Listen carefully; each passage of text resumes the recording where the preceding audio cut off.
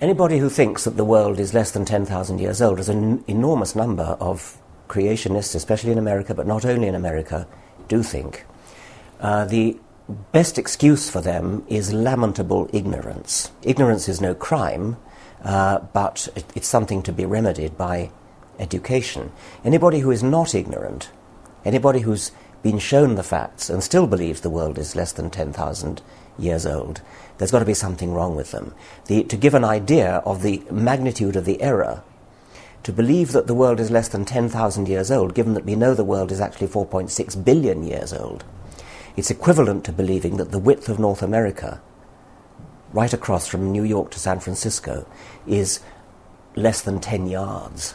And that's the scale of the error we're talking about. So you've either got to be staggeringly ignorant, which most of them are, or if you're not ignorant, you've got to be insane.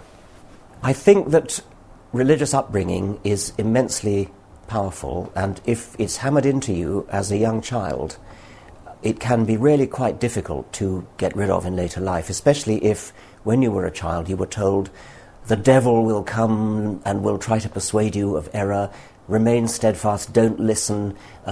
Sometimes they were even told things like, don't believe when people bring something they call evidence. Faith is more important than evidence. I mean, it's really a really appalling stranglehold that these archaic beliefs have on minds that have been warped since childhood.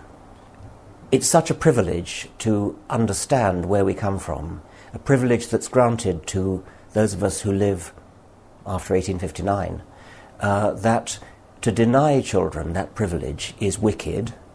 It's a deprivation which should not be visited on any child when the truth is so staggeringly exciting. It really is an enormously exciting thought that we are cousins of all living creatures, that we have a history of 4 billion years of slow, gradual evolution. Just think about 4 billion years of slow, gradual history. That's not something we can easily take on board. But the effort of doing so is well worth it. It's such a beautiful thought that we are the heirs of 4 billion years of maybe 3.5 billion years of evolution, and that we are cousins of all living things.